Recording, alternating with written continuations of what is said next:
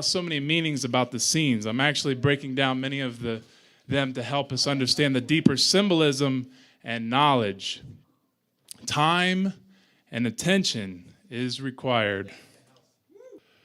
So, what is an allegory? An allegory is a story, poem, or picture that can be interpreted to reveal a hidden meaning, typically a moral or political one. Forget everything you think you know. This is the awesome quote by Baron Mordo. Doctor Strange is about a left-brained, egotistical person who gets in a horrific accident, thus sending him on a journey to find a cure after a large amount of suffering.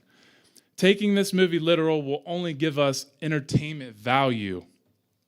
But if we see the forest for the trees or see the hidden or bigger picture, then we gain a moral message about ourselves as well as other aspects. As a prerequisite, I'm going to go over some important information that I believe needs to be understood, at least on a basic level, to help us comprehend where consciousness travels throughout this movie. Here we have both hemispheres of the brain, right and left brain. And what is it that we want to find in between the two? Balance. So some of the antithetical components I feel necessary to bring together are intellect, the generative principle, science, fiction, masterthink, slavethink, dismissive, and naive behavior. So what are the balances between these components? Understanding, free think. Between science and fiction, we have the allegory. And between intellect and the generative principle, we have intelligence. And this is all about finding the balance. Just to be clear on the behaviors of the brain, we have the masculine master think. The chronic left brain dominates and creates suppression of the emotion and eventually roots us in the reptile brain or ego. And this is really, really important to keep this in mind for the character Dr. Strange. And then we have the feminine slave think. The chronic right brain dominance creates suppression of survival instinct and eventually roots us in the mammalian brain. And then we have free think, of course. And when both hemispheres are balanced, the neocortex acts in its proper role as the executive command center of the human brain, and intelligence is born. And so it's very important to keep in mind the colors that you see here, because the colors are definitely very prominent in this movie. And just real quick, going over what the main characters are and their meanings symbolically. We have Caecilius, and he's basically the Satanist, religious, right-brained. He's also a little bit left-brained too, because he is the psychopath. He's the false prophet, brings in the fear. And then we have Dr. Strange, who is the hero, of course, and he has the will, the drive. He starts out left brain, of course, and then he's also skeptical and egotistical, has a lot of courage. He definitely takes a lot of action. And then we have Mordo, who's the strength, the heart, left brain, magician, karmic justice, very rigid behavior. And then, of course, the Ancient One, whose thoughts, intelligence, balance, knowledge, wisdom, and she is the elder. She's also the generative principle.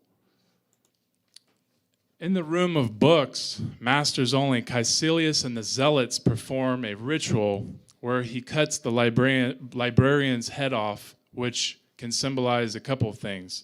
One, it means dismembering the head of knowledge from its body or origins. And two, it means stealing a master's brain, literally.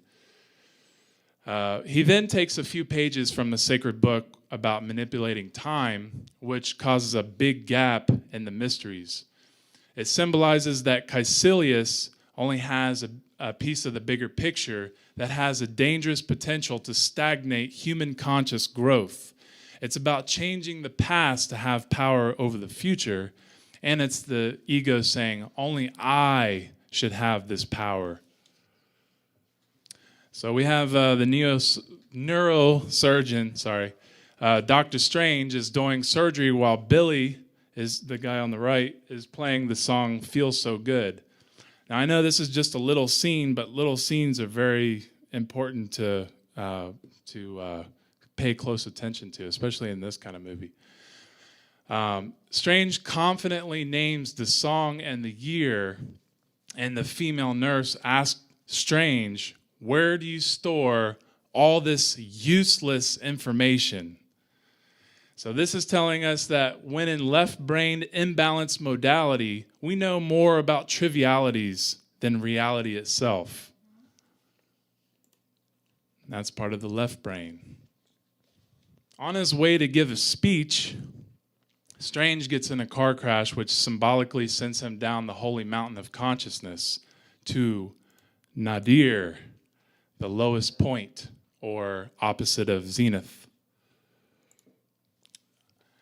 He tries to fix his physical problems with material money, and when that doesn't work, he is forced to start looking inward to the spiritual self. Of course, he's not conscious of his spiritual self, but it can happen naturally through suffering. It's almost like, we have to suffer to start our inward journey, to find help or a cure. It's almost like to that of the flu. The flu is like snakeskin. We have to go through a natural stage of suffering to shed off build-up toxins. The flu is analogous to suffering as we go through dark stages to find betterment and clarity. Interestingly enough, we tend to have deep, wild, trippy dreams when down with the flu. I know a lot of people have that. Anyway, it's kind of analogous to the rest of the story. Jonathan Pangborn is a basketball player who was completely paralyzed and magically healed with Dr. Strange which Dr. Strange then wanted to figure out that same regimen to have his hands back. Pangborn felt the only thing was to raise his consciousness. Symbolically, he said strangers took him to the mountaintops where he found his teacher and his mind was elevated. His spirit deepened, and he chose to settle for his miracle and come back home, kind of like a tent picture. So keep this in mind for the end of the movie too. He tells Dr. Strange of the place Kamataj, which in reality that's Kathmandu, Nepal, where the Ancient One resides, and Pangborn's character in reality would be known as a sorcerer occultist, as he is keeping all the knowledge and wisdom for his own gain. So basically not helping end slavery. So this is the part where Strange basically starts his journey, and he goes east to Kamataj. As soon as he arrives, the sun is rising, symbolically the beginning of his journey. In this movie, the journey from west to east geographically symbolizes going from left brain to right brain. Because Strange is the hero of the story, it's important to understand hero equals spiritual purpose, which is also getting back to the source. It's part of the generative principle, journey from darkness to light. And keep in mind, the good side of his ego led him on his path to find a cure. When Strange arrives to Kamataj, he is immediately jumped for his watch, which gets shattered. And Strange looks at it and says, "That's all I have left." So he obviously has an attachment to it. What's really happening here is his 5-sense illusion of man-made time becomes shattered. This is showing that he's about to transition from the material mindset to the higher self. Of course, it's also sentimental because it's a gift from Christine, the nurse. Five sense illusion means the belief that there is nothing beyond that which we can touch, taste, smell, hear, and see. He has an attachment to man-made time as seen in the beginning with his watch collection. So this is part of the left brain imbalance. After saving Strange from being killed for his watch, Mordo brings him to the Ancient One. But before entering the temple, he says, forget everything you think you know. In other words, let go of your beliefs and make room for an open mind. This includes getting rid of all those junk trivialities we all know. Dr. Strange finally meets the Ancient One with the question of how she helped Pangborn walk again, as it seemingly was impossible with Western medicine. She lets him know that the body could be put back together in all sorts of ways. She asks him, how did you reattach 7 nerves and put the human spine back together, bone by bone? He says, study and practice, years of it. So in other words, study and practice is time and attention. This is telling us we can't understand these mysteries without lots of time and attention, as well as being open-minded, staying humble with ourselves. She lets him know how to reorient the spirit to heal the body, which of course Dr. Strange is being very left-brained and can't comprehend what she's really saying. She shows him the maps of the body, such as the MRI scan, chakra nervous system, and then lets him know they are only half of the equation. Each of those maps were made by someone who could only see in part, but not the whole. And of course, Dr. Strange has mostly the scientific Western medicine side of the equation, the left brain side. This is cellular biologist Brewce Lipton, who studies and talks about proteins, epigenetics, the field, the signal, and many other important body functions and energies. He brings lots of scientific light to the last slide I just covered, and I highly recommend watching his presentation, great keynote on Mind Over Matter on YouTube. That guy's awesome. So it's important to know and understand the Vedic chakra system, but not without knowing how it correlates with color frequency of the visible spectrum. Understanding the Hermetic principle of vibration is key in understanding these Eastern medicine maps. We can also see how it's expressed in various ways throughout the movie. So Strange becomes very dismissive and just can't comprehend how he can be healed through belief because he still hasn't let go of everything he thinks he knows. She hits him in the astro dimension, symbolic of left brain driving into the right brain. Then she symbolically strikes him in his third eye, which forces him into the psilocybin-esque trip that completely transcends him from the material self, as clearly seen in that scene, in that clip. During this trip, there's this part where he briefly sees a monarch butterfly and reaches for it with his hand, symbolically showing not only his hands represent the cocoon of his caterpillar self, but it's also a moment of metamorphosis or transition he's having from the lower material self. Strange is being pulled down by hands within his mind, symbolizing what's holding him back spiritually. The Ancient One explains how thoughts shape reality, then says, at the root of existence, mind and matter meet. This is about polarities. The multiverse is simply different dimensions or perceptions within the universe. Of course, this is a movie, and it's important not to confuse the two. All is one, and of course, there isn't any separation. So then after the skeptical, arrogant behavior of Dr. Strange, the Ancient One is trying to figure out if she should go on with putting time into him because she doesn't want to lose him to the dark side like Caecilius. Mordo says, "You didn't lose me. I wanted the power to defeat my enemies. You gave me the power to defeat my demons and to live within the natural law." Ancient One says, "We never lose our demons, Mordo. We only learn to live above them." What is being said here is that our lower ego self never goes away, as it is part of who we are. Being present and aware of our ego is living above it. The spiritual self over the material self. Time will tell you how much I love you. On this side of the watch, we see a positive message from the sacred feminine, Christine, which is about real time, and the other side of the watch is the man-made time, which was crushed. Like I said earlier, it's about time and attention, which is an aspect of true love and care.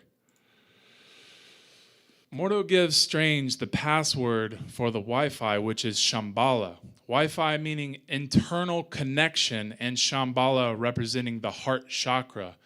So the password means connecting to the heart chakra, spiritually and internally.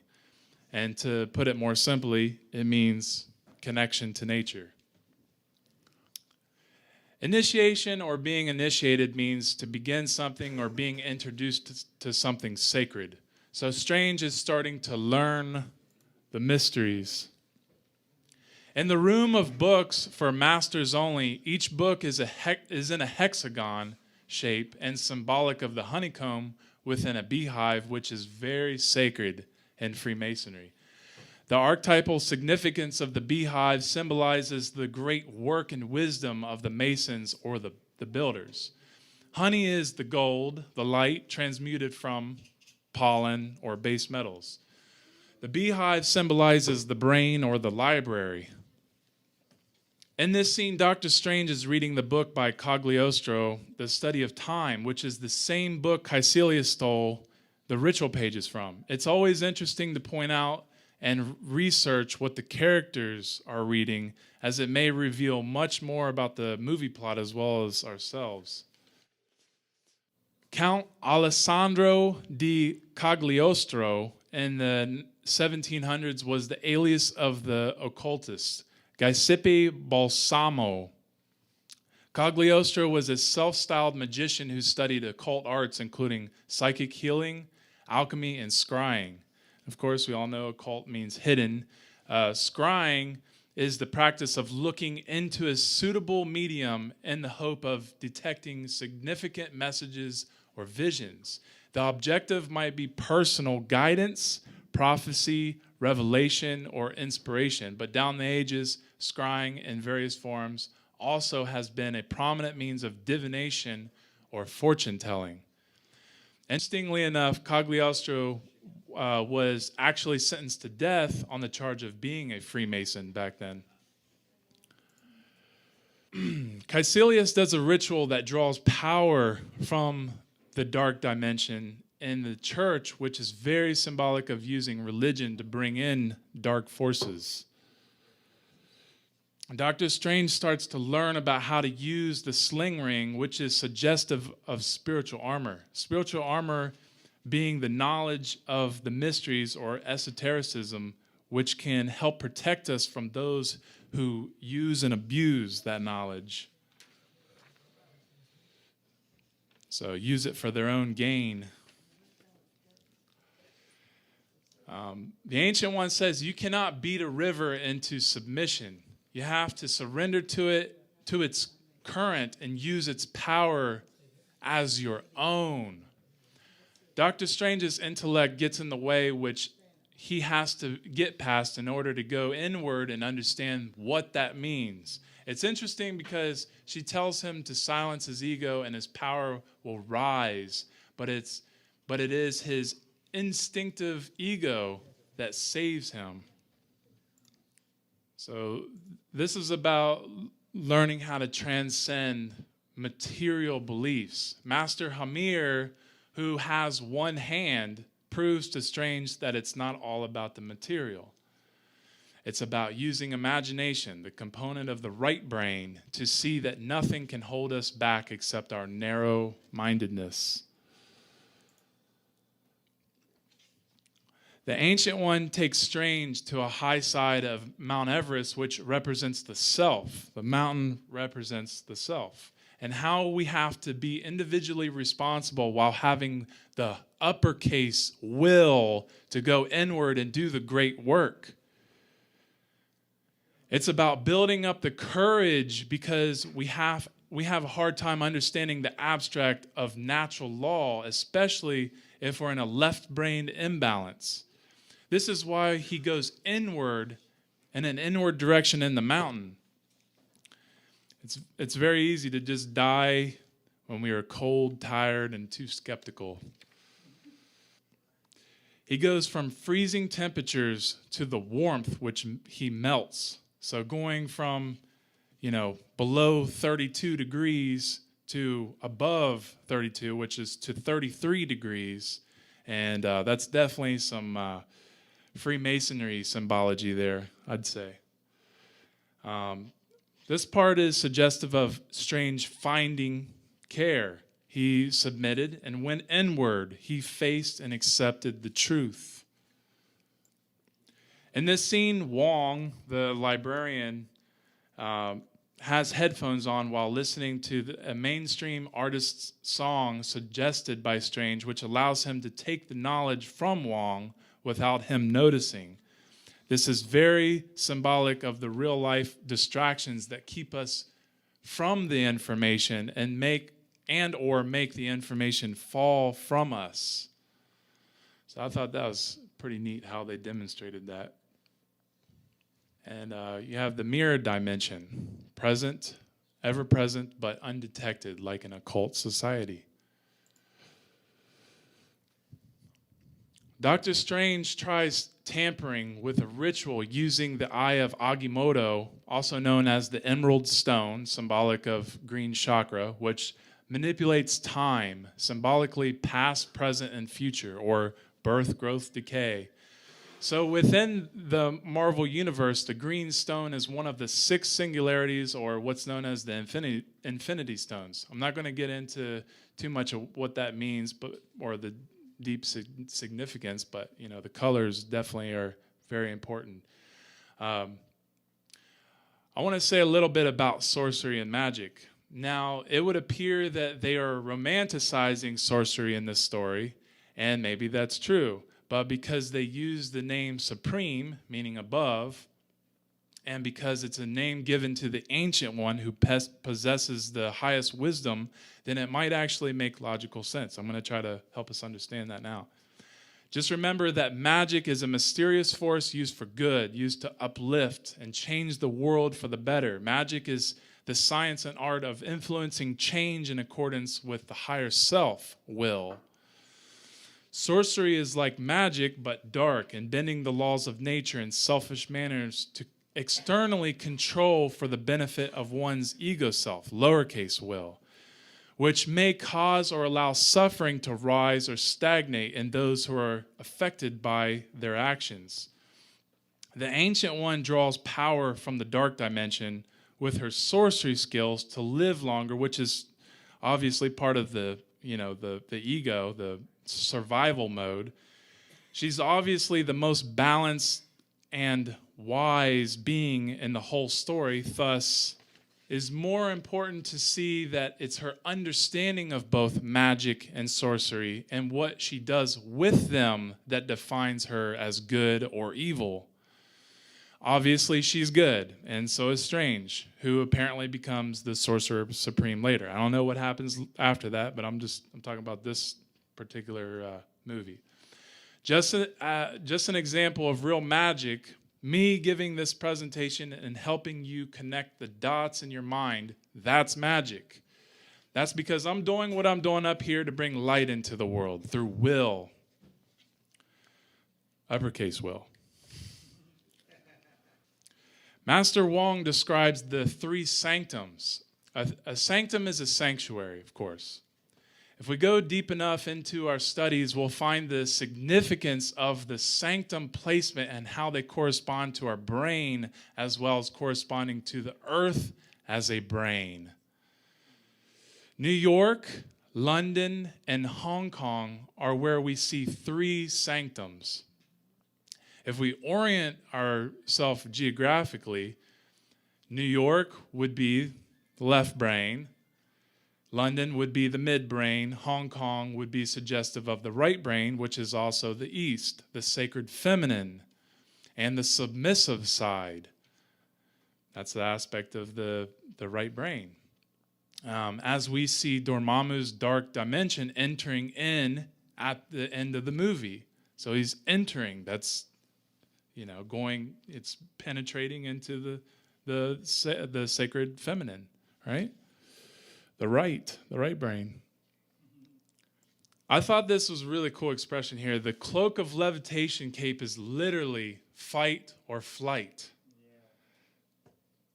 It fights and it flies. It's red, which is associated with the reptile brain and root chakra. It's also part of Dr. Strange's ego that's good and wants to live.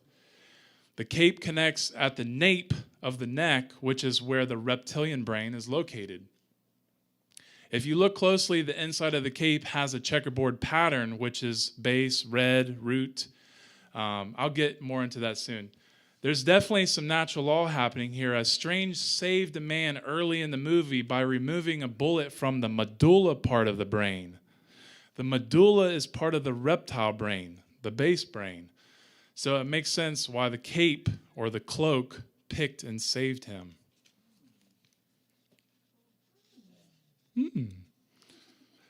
Kundalini. In this scene, we symbolically see the rising of the Kundalini. This is the stage of rising from the sleeping body or root to the spiritual enlightenment, a transition into higher consciousness or mystical illumination. Also, the symbolic metamorphosis of the butterfly. In this scene, Caecilius gets in Strange's head to confuse him about the intentions of the Ancient One. Of course, he is very rebellious against her, but what that means is we can get so deep in our work and still be misguided, especially if we start believing others' authority or lose sight of our moral compass and understanding. The deception is believing that a world beyond time and death is what's best for Earth. Being sidetracked by Caecilius' deception, Strange metaphorically falls off the path by not being prepared and wearing his sling ring, meaning his spiritual armor or his guard is down. Once again, Strange has a fall in consciousness and nearly stays asleep for good. Christine, the sacred feminine, is reviving the spirit using the physical world.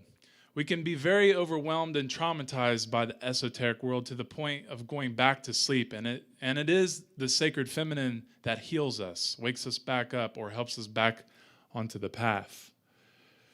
So the astro battle is about the self making the transition from the coma sleeping body or casket to rising up above the floor, which is base consciousness. It's about leaving the coma state or dead self behind. Sometimes it takes a good fight with our shadow self to find that care to wake up. This is a unique little scene that I feel gets across so much of the truth in our journeys, because when we understand some deep esoteric knowledge, we get mocked and ridiculed the moment we utter anything of it. And if you guys are familiar with that scene, you'll know what I'm talking about. It is our will to walk through that door to the unseen. It is our will and courage to see what's on the other side of that door, to get rid of that narrow-mindedness. So this is very symbolic of Strange going inward into the mountain, just on a more of a easier way to see that. What we might see can be very scary, because truth is scary. This is why most people don't want to look into it. Why most people don't want to look into the self. So truth is stranger than fiction, obviously.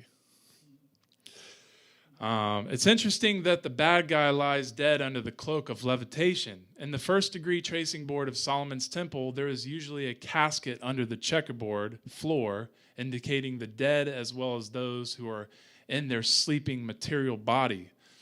Also, the red or the root red chakra is known as the base. And we all know base frequency is low. I don't have a low frequency. There you go. There's a little bit of low. The cloak is, maybe that wasn't that low. I don't know. The cloak is all of that. Here's a nice little Easter egg in case you missed it. That's Stan Lee reading and laughing in a skeptical way at the book Doors of Perception by Aldous Huxley. It's a great book, and I read, just the Doors of Perception part of it, not the second part.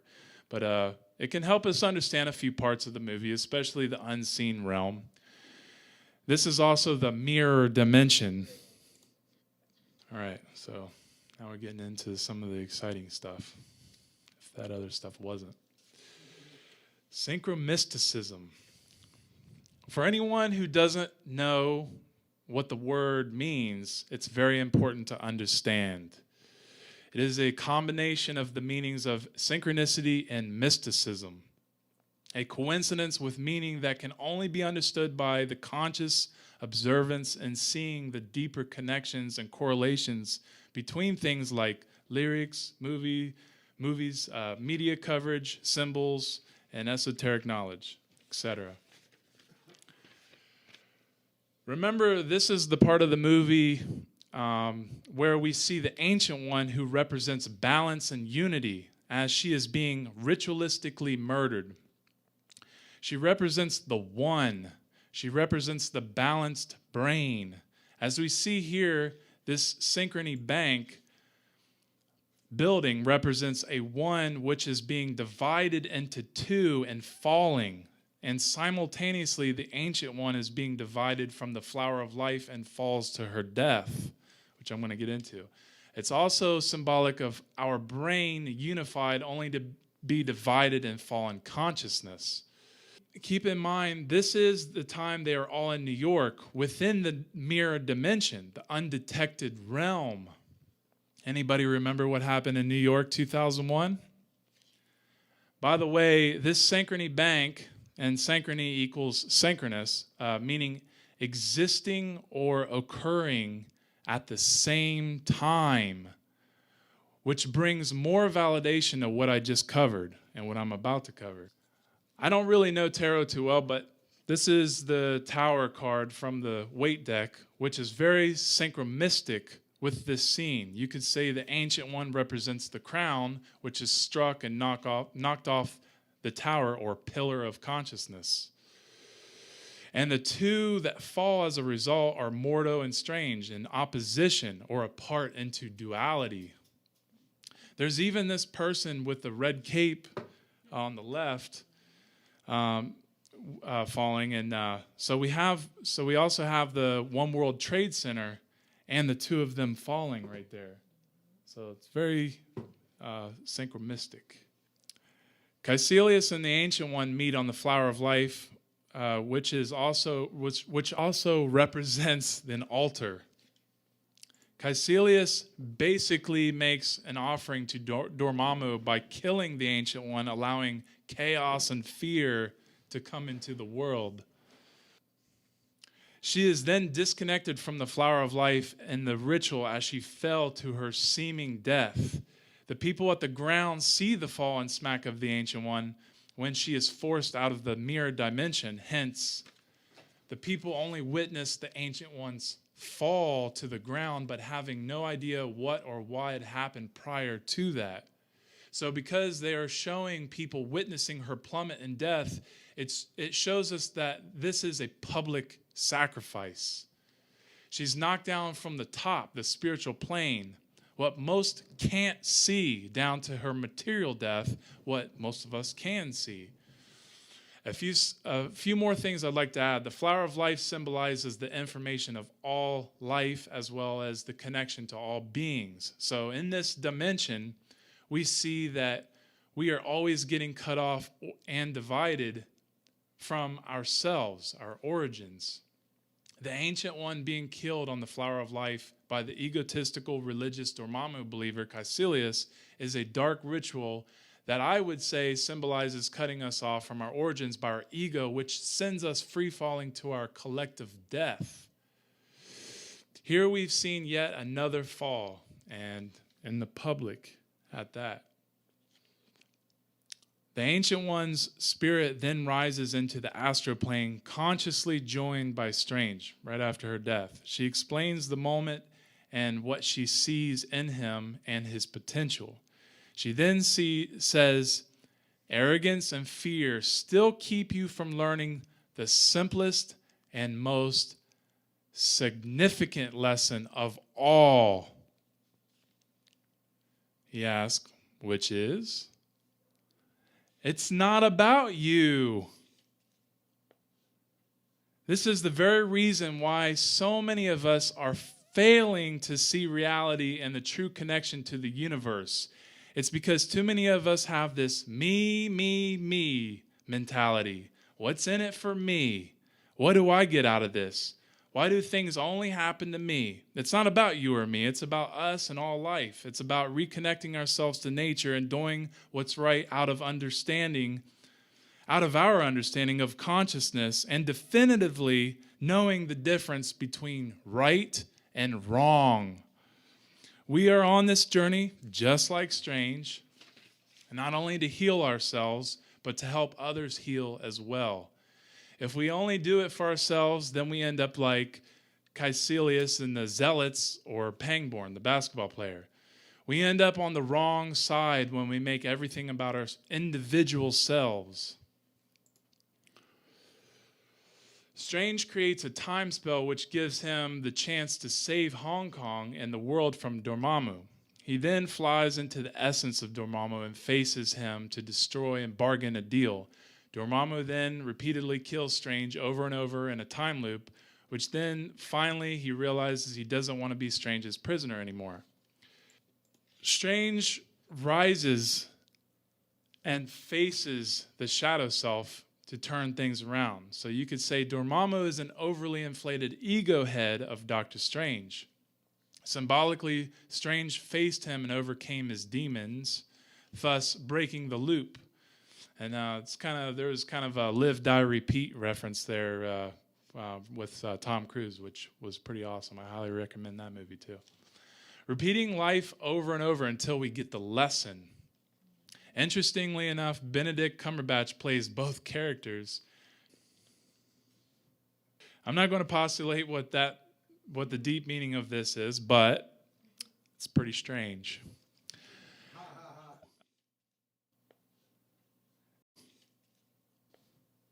So Caecilius and the Zealots are wiped away from earth, symbolizing that Strange is the savior and came to cleanse everyone of their sins, or in other words, save everyone from the darkness of our ego. That's the Zealots flying away to Neverland. Ow. The bill always comes due. Always. In other words, natural law works perfectly, and there will be consequences for our actions taken, even if it was based in good intentions. It doesn't matter if you were manipulating the laws of nature for good intentions, you still have to pay the price. So I'm just going to briefly cover this. Norse mythology is the body of mythology of the North Germanic people stemming from the Norse paganism and continuing after the Christianization of Scandinavia and into the Scandinavian folklore of the modern period. And also remember, Loki equals chaos. Asgard represents the higher self, and Ragnarok is a major event that wipes out Asgard. Very, very important to understand about the self. I'm still studying that, the Norse mythology. Okay, so that last scene is also an extra scene at the end of the movie, in case you guys missed that. And then this is the very, very last scene after the credits. The true purpose of the sorcerer is to twist things out of their proper shape, stealing power, perverting nature, like you. And that was what Mordo said to Pangborn. Of course, Pangborn thinks the power he possesses is his, and Mordo takes it back as debt to the natural order. He never did anything good with his magic, only selfishly used it for his own gain, like a sorcerer would. Talking with like-minded people about allegories in movies or books is a great way to not only raise consciousness and become symbol strengthened, but it's also stimulating and encouraging to go do more deep esoteric homework to try and figure out what we're missing in the mysteries and why it matters. Of course, none of this means anything unless it helps us find our true care. Thank you all very much. So